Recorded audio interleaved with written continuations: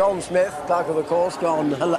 Hello, John. 25th anniversary of the Timeform Day, John. What means something to you? Well, it is. I mean, it's something very special.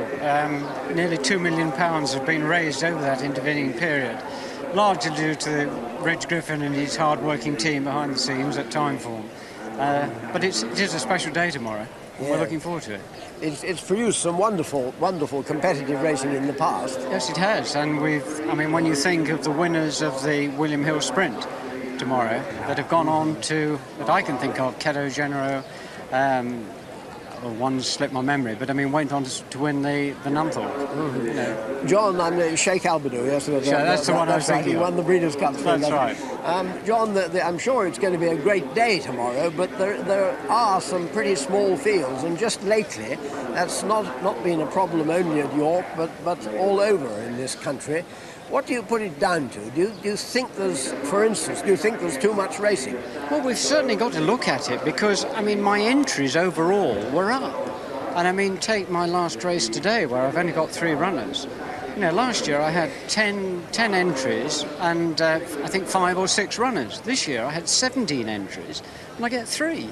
Mm-hmm. Now, there's something going wrong somewhere, and whether it's too much racing or whether my conditions aren't right, or whether it's because people don't want to run their horses in maidens at York, I don't know the answer. And obviously I've got to go back and look at it myself and talk to race planning about it. Because as you say, tomorrow, the first 3 races, I've only got 4 in them. Mm-hmm. The BHB is just putting the sort of franking stamp on a new programme, which is even bigger, even more races. It is. It has to be a fact that one worries in the class of racing, and obviously we are putting on class racing. After all, tomorrow we've got £120,000 worth of prize money. You have to ask the question, well, are there a sufficient number of class horses to go round in the A1 tracks? Yeah.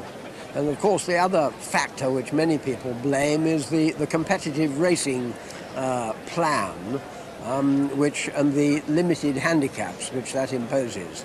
Yes, I know. Well, there we have to be guided to a certain extent. I've spoken to 1 or 2 of the leading trainers and who welcome them and say, well, this is what we want and please put on more. But on the other hand, if they're not going to support them, then we as an executive have got to look and, well, what do we put on? I know you can't put on 7 handicaps in a day. The rules of racing don't permit.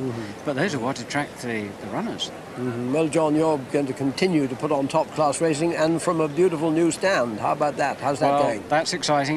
We're going well. In fact, the last race we've just had, as you know, we had the company that's actually constructing it.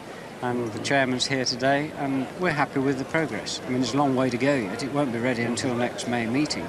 But we're on target and we're going well. John, thank you very, very much and very best of luck. Thank you. In the past 25 years, the Timeform organisation, founded by the late Phil Bull, has raised an amazing sum, very nearly £2 million, for the Cancer Relief Macmillan Fund and for many other charities. After 1 year at Doncaster, Timeform moved their charity day here at York, and it has been here ever since. But that first Doncaster day was attended by Her Majesty the Queen and was made doubly memorable by the gallant victory of her 4-year-old Charlton. Charlton from Prince Consort and Chinatown. Still that order as they pass the 2-furlong marker. Prince Consort being brought to the outside to make his challenge now. The crowd roaring for Charlton. It's a furlong and a half to go now. And Charlton keeping up the gallop. And Prince Consort's coming up the challenge on this side. The 2 of them drawing right away from Chinatown in 3rd place. 150 yards to go and it's still a good race. With Prince Consort coming up the challenge. Charlton running on with the greatest gallantry. And he's going to win it. Coming up to the post now, and it's Charlton the winner. Prince Consort 2nd, Chinatown 3rd, and Tantilly 4th. Joe Mercer was wearing the royal colours, and Charlton was trained by Dick Hearn, still young and sound, some years, of course, before the tragic accident which confined him to a wheelchair. A lot of fast horses have appeared on Timeform Day, but certainly the biggest of them all was Roman Warrior, winner of the William Hill Trophy in 1974. Standing over 18 hands, Roman Warrior was a real giant, and he had a big heart in proportion to his body. But Roman Warrior now has taken up the running. Yabadoo, you probably spotted him losing his position completely. And it's Roman Warrior now who's gone on from Lovelight, with Polly Beecham coming next in third, then Wolf and Old Penny. But racing up towards the line, it's going to be Roman Warrior coming to win this William Hill Gold Trophy at the line, or 25 yards skates at the line now. The winner, Roman Warrior, but very close for all the rest of the placings, with Lovelight possibly getting second. Horses often get famous for the wrong reasons, and poor old Ubedizzy, who won the William Hill Trophy in 1976, was sadly nicknamed Biter because of 2 or 3 undesirable bits of attempted violence early in his career. He's in the lead and going strongly from Fair Sarita. Rankins dropped back into third. Songcard is coming, and so is Gold Gem and Dunmurray Boy, but it's Ubedizzy all the way in the William Hill Trophy as they come up towards the line. What a fantastic horse! He takes so much racing, this horse. He's going to win again today. Coming to the line, it's Ubedizzy by a good 2 lengths up the line, the winner. No Bombs, who fought out the finish of the Troy Handicap in 1980, will be remembered for an even more unfortunate and undeserved reason.